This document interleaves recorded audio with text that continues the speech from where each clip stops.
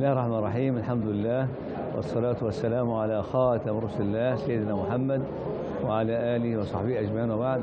في هذا اليوم المبارك كان اجتماع العلماء حول هذا المؤتمر الطيب المبارك حول السنة الشريفة المباركة، رواية ودراية ومقاصد، حتى يعلم الجميع أن السنة الشريفة مصدر من مصادر التشريع الإسلامي، وأن القرآن الكريم وجه للتشريع، والسنة كذلك وجه آخر لا غنى لأحدهما عن الآخر.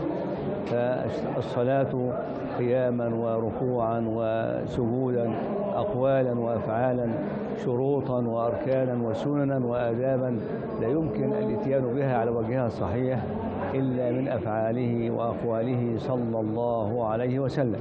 هذا يدل على أهمية السنة في العبادات، وكذلك في الزكاة. ما هي الأموال التي تجب فيها الزكاة، وما مقدار ما يخرجه الإنسان، ما يتعلق بزكاة الفطر، يتعلق يعني بكل ما يتعلق بالزروع والثمار والنقدين والاستثمارات والركاز والعسل ومنتجات الأرض عموما. هذا كله فصلته السنة تفصيلا شاملا. وكذلك الحج، كيف نؤدي الحج، المناسك، الفرائض والواجبات والمندوبات ومحظورات الإحرام والفدية وما يتعلق بقوله صلى الله عليه وسلم: خذوا عني مناسككم. هذا يدل على أنه لا يمكن أن عايش بدون السنة في كل حياته، وخاصة في المعاملات أيضا، لأن الإنسان حينما يصلي ويكون الكسب من حرام فلن تقبل زكاته. الله تعالى يقول: يا أيها الذين آمنوا لا تأكلوا أموالكم بينكم بالباطل إلا أن تكون تجارة عن تراض منكم. فالتجارة عن تراض والبيع المبرور بينه لنا رسول الله صلى الله عليه وسلم. لا يكون هناك غرر، لا يكون هناك جهالة، لا يكون هناك نكش أو غش أو تدليس في الصفقة. هذا يدل على أن الأمور البيع والتجارة وما يتعلق بشتى صنوف المعاملات، السلم كعقد، يقول الشرعية سيدنا الرسول قال: من أسلم فليسلم بكيل معلوم وزن معلوم إلى أجل معلوم. يعني حديث شريف في والشركات في الفقه الإسلامي، يعني عدة يعني أحاديث شريفة تبين لنا عمق الشريعة الإسلامية، وأن السنة فيها زاد طيب شتى ما يتعلق بصنوف الحياة، يعني والكسب الحلال، وما يتعلق بأمور التعامل عموما، والأحوال الشخصية، كيف نتعامل مع الأولاد، مع الزوجة، مع يعني البنات، مع الذكور، مع الآباء، مع الأمهات. السنة لها دور كبير في تبيان هذه الأحكام الاجتماعية، الجار، وما يتعلق بالعمل رئيسا ومرؤوسا، إتقان العمل، يعني بذل الجهد في العمل وإعطاء الأجير حقه قبل أن يجف عرقه. السنة جاءت بأحكام كثيرة جدا لم يأتي في القرآن الكريم نص بها، لأن القرآن نص على وجوب طاعة الله تعالى وطاعة رسوله صلى الله عليه وسلم، ومن ثم كانت السنة حافلة بأحكام كثيرة لم تأتي في القرآن الكريم، وهذا دورها. ومن ثم لا يصح أبدا إغفال السنة في أي جانب من جوانب حياتنا، يعني حتى نرتقي بالأرض وبعمارة الأرض وبمصرنا الحبيبة، وننهض ونجد ونجتهد في شتى الميادين حتى ننعم بأرضنا وبترابنا ومقدستنا إن شاء الله.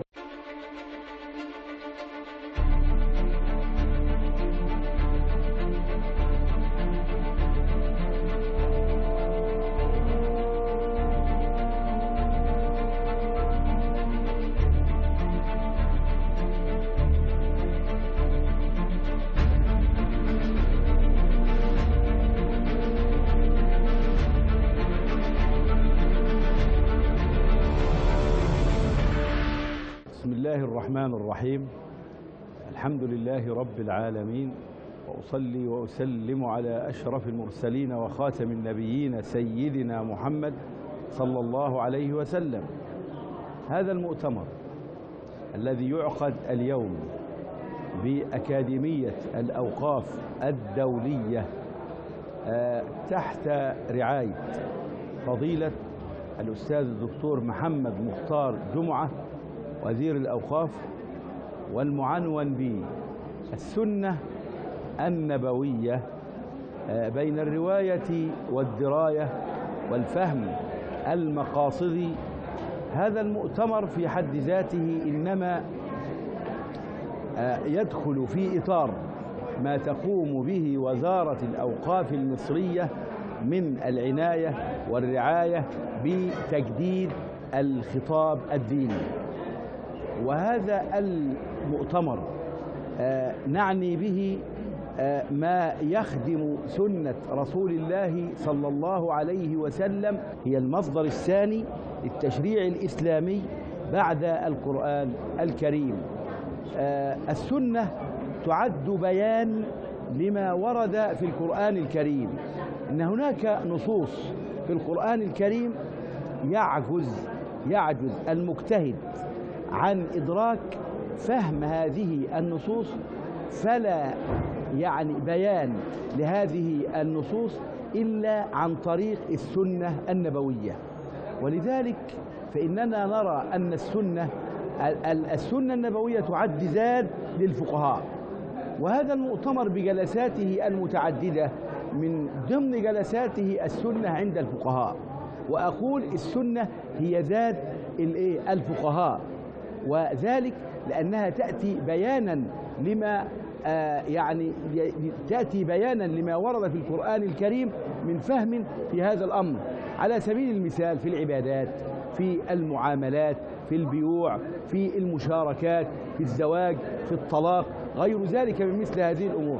فعلى سبيل المثال عندما يقول المولى تبارك وتعالى أقيموا الصلاة، الله عز وجل أمر بإقامة الصلاة، تكفلت السنة ببيان عدد ركعات الصلاة، ببيان أوقات الصلاة، ببيان كيفية الصلاة، وغير ذلك من سائر أفعال الصلاة.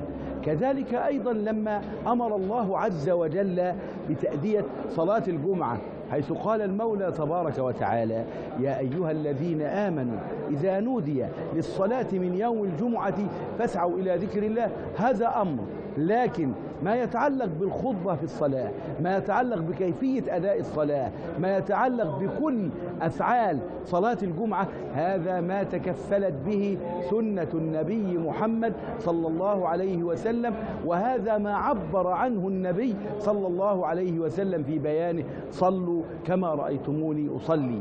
فكما قلت لحضراتكم السنة هي زاد الفقهاء. وإننا إذا نظرنا إلى أحكام الفقه الإسلامي كلها نجد أنها مقتبسة، نجد أنها مستنبطة من سنة رسول الله صلى الله عليه وسلم. وهذا ما وضحه الإمام الشافعي في رسالته.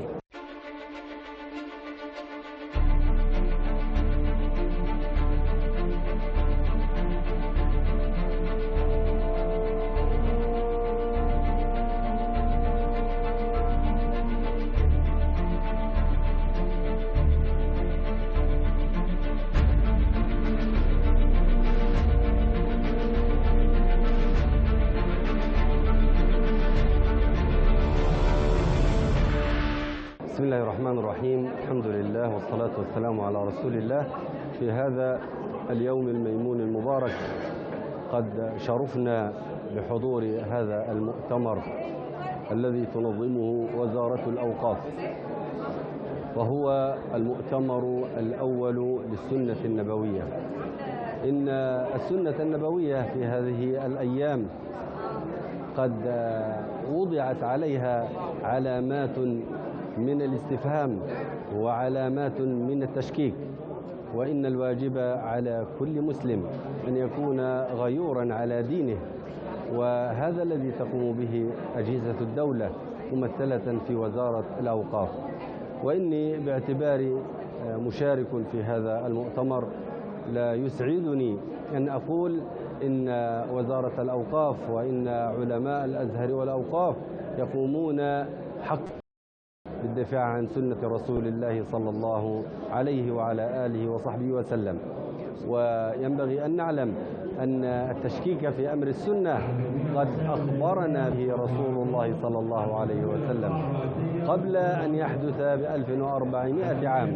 ففي الحديث الصحيح أن رسول الله صلى الله عليه وسلم قال: يوشك رجل منكم شبعان على أريكته يأتيه الأمر مما أمرت به أو نهيت عنه فيقول: بيننا وبينكم كتاب الله، فما وجدنا فيه من حلال استحللناه وما وجدنا فيه من حرام حرمناه، ألا وإنما حرم رسول الله مثل الذي حرم الله. رفع الله مصر والأزهر وعلماء وزارة الأوقاف.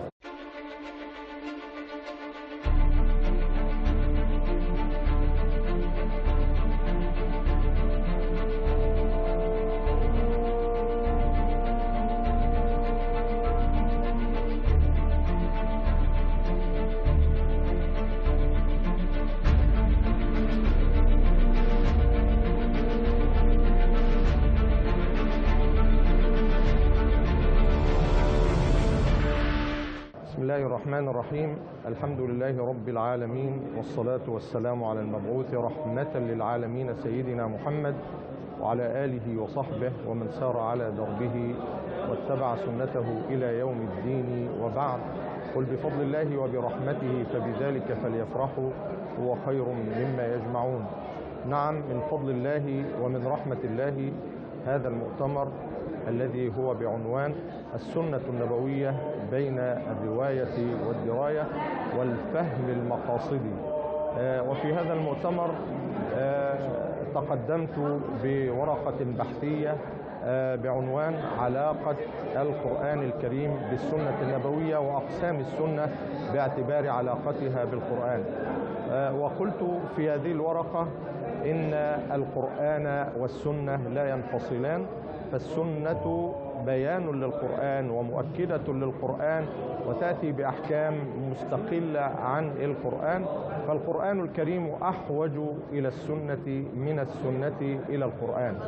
والسنة أقسام 4 باعتبار علاقتها بالقرآن: سنة مؤكدة تؤكد وتؤيد وتوافق ما جاء من أحكام في القرآن الكريم، فتكون هذه الأحكام قد جاءت من مصدرين: مصدر مثبت وهو القرآن الكريم، ومصدر مؤكد وهو السنة النبوية. ومثال ذلك حديث النبي صلى الله عليه وسلم: بني الإسلام على 5. هذا الحديث يؤكد ويوافق قول الله تعالى: فاعلم أنه لا إله إلا الله، ويؤكد أيضا قول الله تعالى: وأقيموا الصلاة وآتوا الزكاة، ويؤكد أيضا قول الله عز وجل: فمن شهد منكم الشهر فليصم، ويؤكد قول الله عز وجل: ولله على الناس حج البيت من استطاع إليه سبيلا. فالسنة تؤكد ما جاء في القرآن من أحكام، وغالب الأحكام الشرعية جاءت في القرآن الكريم أولا، وجاءت السنة تؤكدها، فتكون هذه الأحكام قد جاءت من مصدرين: مصدر مثبت وهو القرآن الكريم، ومصدر مؤكد وهو السنة النبوية. وجاءت السنة فبينت أيضا الآيات القرآنية، فخصصت عام القرآن وقيدت مطلق القرآن، وأزالت مشكل القرآن وفصلت مجمل القرآن. هذا كله له أمثلة. وجاءت السنة أيضا بأشياء وأحكام مستقلة لم تأتي بها القرآن، ولذلك لا يمكن لمسلم أن يستغني عن السنة، فلا يستطيع أن يصلي إلا بالسنة، ولا يستطيع أن يصوم أو يحج إلا بالسنة. ولذلك قال النبي صلى الله عليه وسلم: صلوا كما رأيتموني أصلي، وقال: خذوا عني مناسككم. ولما سئل: لا تكلمون إلا بالقرآن؟ قالوا: والله ما نريد بالقرآن بديلا، ولكن نريد من هو أعلم منا بالقرآن. جزا الله خيرا القائمين على هذا المؤتمر، فإنه دعم لسنة النبي صلى الله عليه وسلم، وإسلامنا يقوم على القرآن الكريم وعلى السنة النبوية المطهرة. وصدق النبي صلى الله عليه وسلم حين قال: تركت فيكم ما إن تمسكتم به فلن تضلوا بعدي أبدا، كتاب الله وسنتي.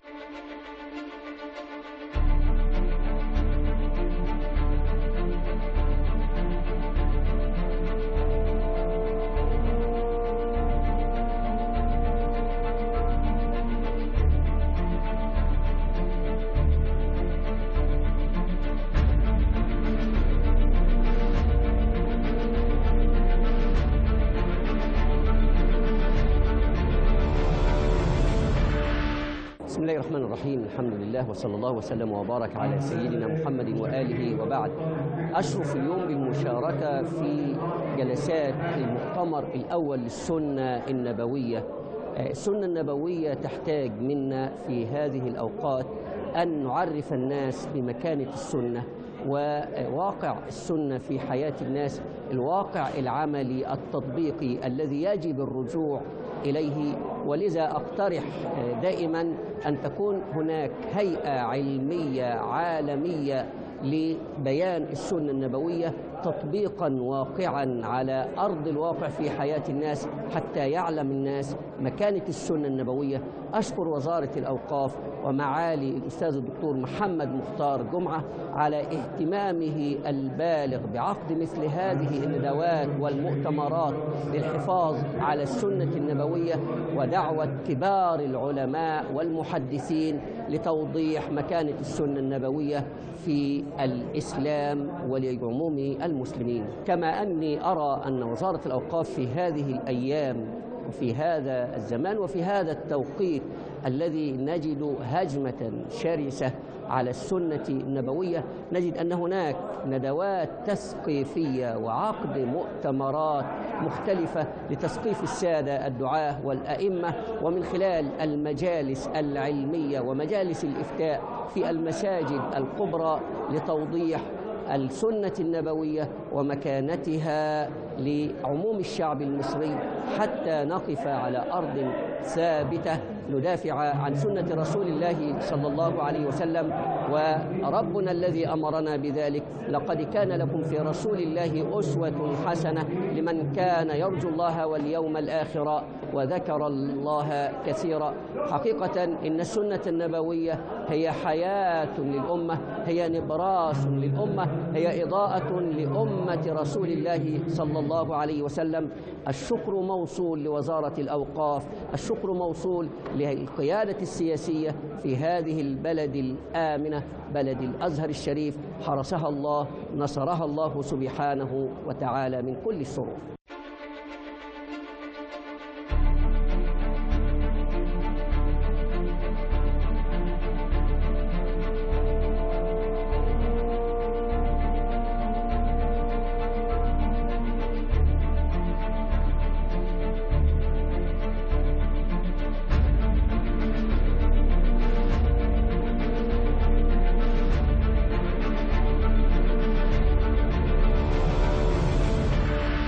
الهدف من هذا المؤتمر العظيم هو الجمع بين سنة النبي صلى الله عليه وسلم رواية ودراية وفهما مقاصديا لهذه السنة المشرفة.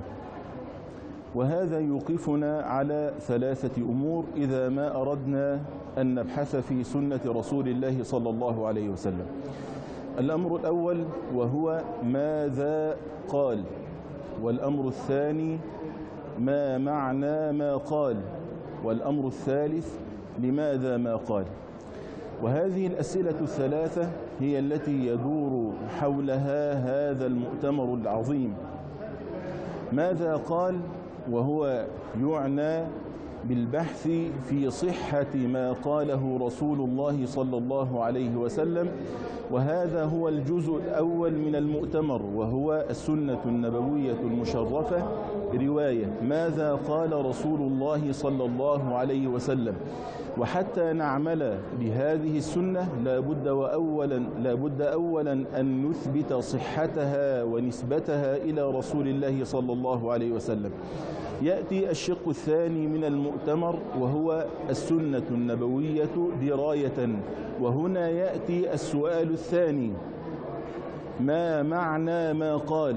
وهذه يضبطها علم أصول الفقه. فعلم أصول الفقه هو فهم الدلالات من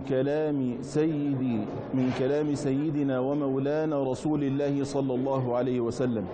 فنبحث في السنة المشرفة من العام والخاص والمطلق والمقيد والمجمل والمبين والظاهر والنص والخفي والمشكل والمجمل والمتشابه، هذه الأمور كلها يضبطها علم أصول الفقه، وهذا هو الهدف الثاني من أهداف هذا المؤتمر العظيم، وهو البحث واستنباط الأحكام من سنة النبي صلى الله عليه وسلم، وهذه يضبطها علم أصول الفقه. يأتي الجزء الثالث من المؤتمر وهو الفهم المقاصدي لسنة الحبيب النبي صلى الله عليه وسلم، وهذا يجيب عنه السؤال الثالث وهو لماذا قال، وهذه يضبطها علم مقاصد الشريعة الإسلامية. إذن عندنا ماذا قال، وهذه تضبطها الرواية. ويأتي السؤال الثاني ما معنى ما قال، وهذه يضبطها علم أصول الفقه وهو فهم السنة دراية. ويأتي السؤال الثالث لماذا قال، وهذه يضبطها مقاصد الشريعة الإسلامية وهو الفهم المقاصدي لسنة النبي صلى الله عليه وسلم. الفهم المقاصدي هو كالروح لفهم سنة النبي صلى الله عليه وسلم، فلا نقف متحجرين عند الألفاظ ولا ندري ما وراء الألفاظ، فإن لكل عصر مقتضياته من الفهم ولكل عصر متطلباته من الفهم، وبهذا الفهم وهو فهم السنة رواية ودراية وفهما مقاصديا لسنة النبي صلى الله عليه وسلم تدوم هذه الشريعة إلى قيام الساعة. هذا وصلى الله وسلم وبارك على سيدنا محمد.